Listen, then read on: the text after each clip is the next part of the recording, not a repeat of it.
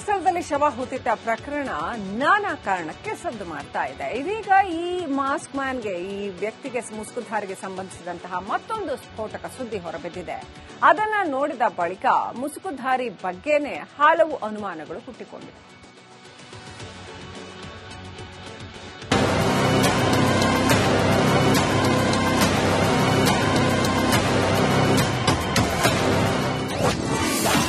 ಶವ ಹೂಳಲು 500 ರೂಪಾಯಿ ಖರ್ಚು, ಹಣ ಕೊಡಿಸಿ.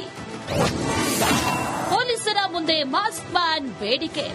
ರಿಪಬ್ಲಿಕ್ ಕನ್ನಡದಲ್ಲಿ ಅತಿ ದೊಡ್ಡ ಸತ್ಯ ಅನಾವರಣವಾಗಿದೆ. ದೇವಸ್ಥಾನದ ಪರ ಇರುವವರು ಮತ್ತೊಂದು ಬಲವಾದ ವಾದವನ್ನ ಮಂಡಿಸಿದ್ದಾರೆ. ಶವ ಹೂತಿಟ್ಟ ಪ್ರಕರಣದ ನಿಗೂಢ ವ್ಯಕ್ತಿ 2005ರಲ್ಲಿ ಬೆಳ್ತಂಗಡಿ ಠಾಣಾಧಿಕಾರಿಗಳಿಗೆ ಒಂದು ಪತ್ರ ಬರೆದಿದ್ದ.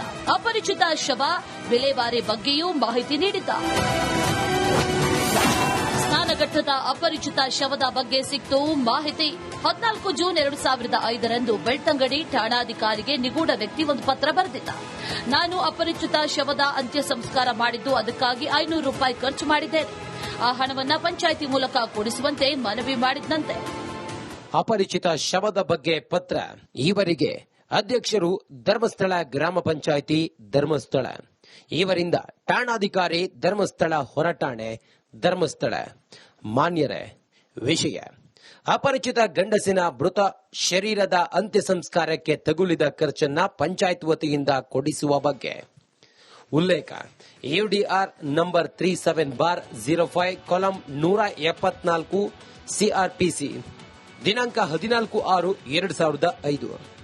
ಮೇಲಿನ ವಿಷಯ ಹಾಗೂ ಉಲ್ಲೇಖದ ಬಗ್ಗೆ ಬರೆದುಕೊಳ್ಳುವುದು ಏನೆಂದರೆ, ದಿನಾಂಕ 14/6/2005ರಂದು ಧರ್ಮಸ್ಥಳ ಗ್ರಾಮದ ಸ್ನಾನಘಟ್ಟದ ಬಳಿಯ ವಾಸಿ ಇಂಥವರು ಎಂಬುವರು ಠಾಣೆಗೆ ಬಂದು ಸ್ನಾನಘಟ್ಟದ ಬಳಿ ಅಪರಿಚಿತ ಗಂಡಸಿನ ಮೃತ ಶರೀರವಿರುವುದಾಗಿ ನೀಡಿದ ದೂರಿನಂತೆ ಬೆಳ್ತಂಗಡಿ ಠಾಣೆ ಯುಡಿಆರ್ ನಂಬರ್ 37/05 ಕಾಲಂ 174 ಸಿಆರ್ಪಿಎಫ್ ಅಂತೆ ಪ್ರಕರಣ ದಾಖಲಿಸಿಕೊಂಡು ತನಿಖೆಯಲ್ಲಿ ಇರುತ್ತದೆ.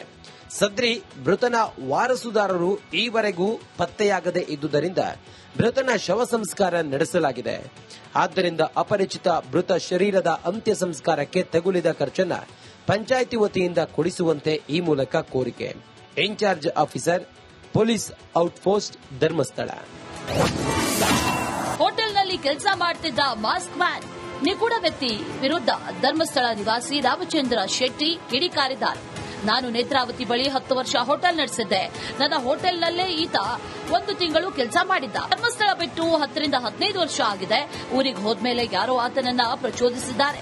ಅದೇ ಕಾರಣಕ್ಕೆ ಸುಳ್ಳು ಹೇಳ್ತಾ ಇದ್ದಾನೆ ಅಂತ ಧರ್ಮಸ್ಥಳ ನಿವಾಸಿ ರಾಮಚಂದ್ರ ಶೆಟ್ಟಿ ಆಕ್ರೋಶವನ್ನ ಹೊರಹಾಕಿದ್ದಾರೆ. ಸುಮಾರು 50 ವರ್ಷದಿಂದ ಧರ್ಮಸ್ಥಳದಲ್ಲಿದ್ದೇನೆ. ನೇತ್ರಾವತಿಯಲ್ಲಿ ಸುಮಾರು 10 ವರ್ಷ ನಾನು ಹೋಟೆಲ್ ಮಾಡಿದ್ದೇನೆ. ಅವಾಗ ಯಾರು ಈ ದೂರುದಾರ ಇದ್ದಾನೆ ಅನಾಮಿಕ, ಅವ ನಮ್ಮ ಹತ್ರ ಸಹ ದುಡ್ಡು ತಗೊಂಡಿದ್ದಾರೆ. ನಮಗೆ ಸಹ ಗೊತ್ತುಂಟು ಅವನ ಬಗ್ಗೆ, ಅವನು ಯಾರು ಅಂತೇಳಿ. ಮತ್ತೆ ನನ್ನೊಟ್ಟಿಗೆ ಸ್ವತಃ ಅವನು ಕೆಲಸಕ್ಕೂ ಸಮೇತ ಇದ್ದ. 1 ತಿಂಗಳು ನನ್ನೊಟ್ಟಿಗೆ ಕೆಲಸಕ್ಕೂ ಸಮೇತ ಇದ್ದ. ಇದು ಇವನು ಏನು ಅಂತ ಹೇಳಿದ್ರೆ 10-15 ವರ್ಷ ಆಗಿದೆ ಹೋಗಿ, ಇಲ್ಲಿ ಕೆಲಸ ಬಿಟ್ಟು ಹೋಗಿ. ಅಲ್ಲಿ ಊರಿಗೆ ಹೋದಲ್ಲಿ ಏನೋ ಅವನಿಗೆ ಪ್ರಚೋದನೆ ಆಗಿಯಾ, ಯಾರಾದ್ರೂ ಏನಾದರೂ ಹೇಳಿಯಾ ಎಂತ ಗೊತ್ತಿಲ್ಲ. ಮುಸುಕುಧಾರಿಯ ಹೇಳಿಕೆಗಳು ನಾನಾ ಅನುಮಾನಕ್ಕೆ ಕಾರಣವಾಗ್ತಾ ಇರೋದಂತೂ ಸತ್ಯ. Bureau report, republic Kannada. ಧರ್ಮಸ್ಥಳದಲ್ಲಿ ಶವ ಹೂತಿಟ್ಟ ಪ್ರಕರಣ ನಾನಾ ಕಾರಣಕ್ಕೆ ಸದ್ದು ಮಾಡ್ತಾ ಇದೆ. ಇದೀಗ ಈ ಮಾಸ್ಕ್ ಮ್ಯಾನ್ಗೆ, ಈ ವ್ಯಕ್ತಿಗೆ, ಮುಸುಕುಧಾರಿಗೆ ಸಂಬಂಧಿಸಿದಂತಹ ಮತ್ತೊಂದು ಸ್ಫೋಟಕ ಸುದ್ದಿ ಹೊರಬಿದ್ದಿದೆ. ಅದನ್ನ ನೋಡಿದ ಬಳಿಕ ಮುಸುಕುಧಾರಿ ಬಗ್ಗೆನೇ ಹಲವು ಅನುಮಾನಗಳು ಹುಟ್ಟಿಕೊಂಡಿವೆ.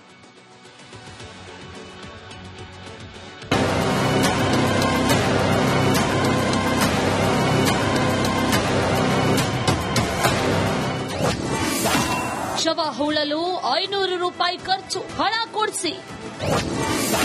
ಪೊಲೀಸರ ಮುಂದೆ ಮಾಸ್ಕ್ ಮ್ಯಾನ್ ಬೇಡಿಕೆ. ರಿಪಬ್ಲಿಕ್ ಕನ್ನಡದಲ್ಲಿ ಅತಿ ದೊಡ್ಡ ಸತ್ಯ ಅನಾವರಣವಾಗಿದೆ. ದೇವಸ್ಥಾನದ ಪರ ಇರುವವರು ಮತ್ತೊಂದು ಬಲವಾದ ವಾದವನ್ನ ಮಂಡಿಸಿದ್ದಾರೆ. ಶವ ಹೂತಿಟ್ಟ ಪ್ರಕರಣದ ನಿಗೂಢ ವ್ಯಕ್ತಿ 2005ರಲ್ಲಿ ಬೆಳ್ತಂಗಡಿ ಠಾಣಾಧಿಕಾರಿಗಳಿಗೆ ಒಂದು ಪತ್ರ ಬರೆದಿದ್ದ. ಅಪರಿಚಿತ ಶವ ವಿಲೇವಾರಿ ಬಗ್ಗೆಯೂ ಮಾಹಿತಿ ನೀಡಿದ್ದ. ಸ್ನಾನಘಟ್ಟದ ಅಪರಿಚಿತ ಶವದ ಬಗ್ಗೆ ಸಿಕ್ತು ಮಾಹಿತಿ. 14 ಜೂನ್ 2005ರಂದು ಬೆಳ್ತಂಗಡಿ ಠಾಣಾಧಿಕಾರಿಗೆ ನಿಗೂಢ ವ್ಯಕ್ತಿ ಒಂದು ಪತ್ರ ಬರೆದಿದ್ದ.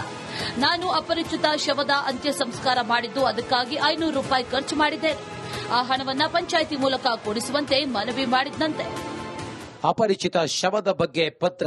ಈವರೆಗೆ ಅಧ್ಯಕ್ಷರು ಧರ್ಮಸ್ಥಳ ಗ್ರಾಮ ಪಂಚಾಯಿತಿ ಧರ್ಮಸ್ಥಳ. ಇವರಿಂದ ಠಾಣಾಧಿಕಾರಿ ಧರ್ಮಸ್ಥಳ ಹೊರಠಾಣೆ ಧರ್ಮಸ್ಥಳ. ಮಾನ್ಯರೇ, ವಿಷಯ ಅಪರಿಚಿತ ಗಂಡಸಿನ ಮೃತ ಶರೀರದ ಅಂತ್ಯ ಸಂಸ್ಕಾರಕ್ಕೆ ತಗುಲಿದ ಖರ್ಚನ್ನ ಪಂಚಾಯತ್ ವತಿಯಿಂದ ಕೊಡಿಸುವ ಬಗ್ಗೆ ಉಲ್ಲೇಖ. ಯುಡಿಆರ್ ನಂಬರ್ 37/05 ಕಾಲಂ 174 ಸಿಆರ್ಪಿಸಿ ದಿನಾಂಕ 14/6/2005.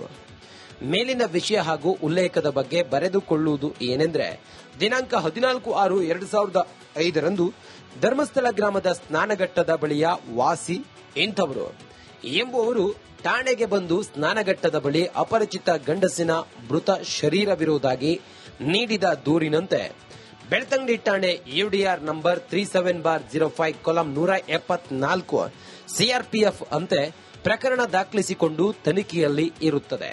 ಸದ್ರಿ ಮೃತನ ವಾರಸುದಾರರು ಈವರೆಗೂ ಪತ್ತೆಯಾಗದೇ ಇದ್ದುದರಿಂದ ಮೃತನ ಶವ ಸಂಸ್ಕಾರ ನಡೆಸಲಾಗಿದೆ.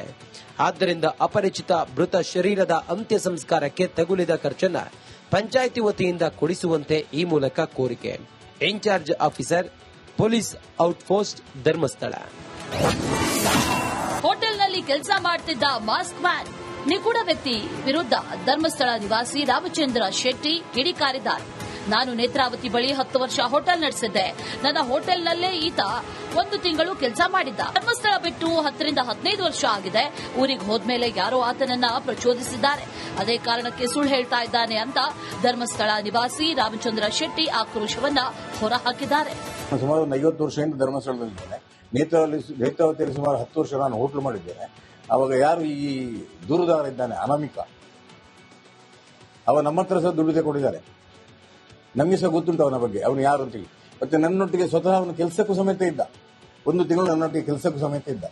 ಇದು ಇವನೇನು ಅಂತ ಹೇಳಿದ್ರೆ 10-15 ವರ್ಷ ಆಗಿದೆ ಹೋಗಿ, ಇಲ್ಲಿ ಕೆಲಸ ಬಿಟ್ಟು ಹೋಗಿ. ಅಲ್ಲಿ ಊರಿಗೆ ಹೋದಲ್ಲಿ ಏನೋ ಅವನಿಗೆ ಪ್ರಚೋದನೆ ಆಗಿಯಾ, ಯಾರಾದ್ರೂ ಏನಾದರೂ ಹೇಳಿಯಾ ಎಂತ ಗೊತ್ತಿಲ್ಲ. ಮುಸುಗುದಾರಿಯ ಹೇಳಿಕೆಗಳು ನಾನಾ ಅನುಮಾನಕ್ಕೆ ಕಾರಣವಾಗ್ತಾ ಇರೋದಂತೂ ಸತ್ಯ. Bureau report, republic Kannada.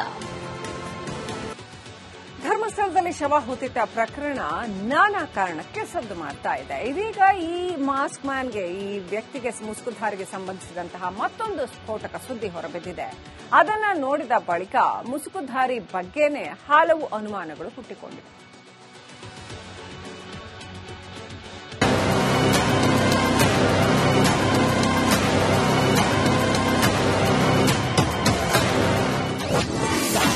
ಶವ ಹೂಳಲು 500 ರೂಪಾಯಿ ಖರ್ಚು, ಹಣ ಕೊಡಿಸಿ. ಪೊಲೀಸರ ಮುಂದೆ ಮಾಸ್ಕ್ ಮ್ಯಾನ್ ಬೇಡಿಕೆ. ರಿಪಬ್ಲಿಕ್ ಕನ್ನಡದಲ್ಲಿ ಅತಿ ದೊಡ್ಡ ಸತ್ಯ ಅನಾವರಣವಾಗಿದೆ. ದೇವಸ್ಥಾನದ ಪರ ಇರುವವರು ಮತ್ತೊಂದು ಬಲವಾದ ವಾದವನ್ನ ಮಂಡಿಸಿದ್ದಾರೆ. ಶವ ಹೂತಿಟ್ಟ ಪ್ರಕರಣದ ನಿಗೂಢ ವ್ಯಕ್ತಿ 2005ರಲ್ಲಿ ಬೆಳ್ತಂಗಡಿ ಠಾಣಾಧಿಕಾರಿಗಳಿಗೆ ಒಂದು ಪತ್ರ ಬರೆದಿದ್ದ. ಅಪರಿಚಿತ ಶವ ವಿಲೇವಾರಿ ಬಗ್ಗೆಯೂ ಮಾಹಿತಿ ನೀಡಿದ್ದ. ಸ್ನಾನಘಟ್ಟದ ಅಪರಿಚಿತ ಶವದ ಬಗ್ಗೆ ಸಿಕ್ತು ಮಾಹಿತಿ. 14 ಜೂನ್ 2005ರಂದು ಬೆಳ್ತಂಗಡಿ ಠಾಣಾಧಿಕಾರಿಗೆ ನಿಗೂಢ ವ್ಯಕ್ತಿ ಒಂದು ಪತ್ರ ಬರೆದಿದ್ದ. ನಾನು ಅಪರಿಚಿತ ಶವದ ಅಂತ್ಯ ಸಂಸ್ಕಾರ ಮಾಡಿದ್ದು, ಅದಕ್ಕಾಗಿ 500 ರೂಪಾಯಿ ಖರ್ಚು ಮಾಡಿದ್ದೇನೆ. ಆ ಹಣವನ್ನ ಪಂಚಾಯಿತಿ ಮೂಲಕ ಕೊಡಿಸುವಂತೆ ಮನವಿ ಮಾಡಿದ್ದಂತೆ. ಅಪರಿಚಿತ ಶವದ ಬಗ್ಗೆ ಪತ್ರ. ಈವರೆಗೆ ಅಧ್ಯಕ್ಷರು ಧರ್ಮಸ್ಥಳ ಗ್ರಾಮ ಪಂಚಾಯಿತಿ ಧರ್ಮಸ್ಥಳ. ಇವರಿಂದ ಠಾಣಾಧಿಕಾರಿ ಧರ್ಮಸ್ಥಳ ಹೊರಠಾಣೆ ಧರ್ಮಸ್ಥಳ. ಮಾನ್ಯರೇ, ವಿಷಯ ಅಪರಿಚಿತ ಗಂಡಸಿನ ಮೃತ ಶರೀರದ ಅಂತ್ಯ ಸಂಸ್ಕಾರಕ್ಕೆ ತಗುಲಿದ ಖರ್ಚನ್ನ ಪಂಚಾಯತ್ ವತಿಯಿಂದ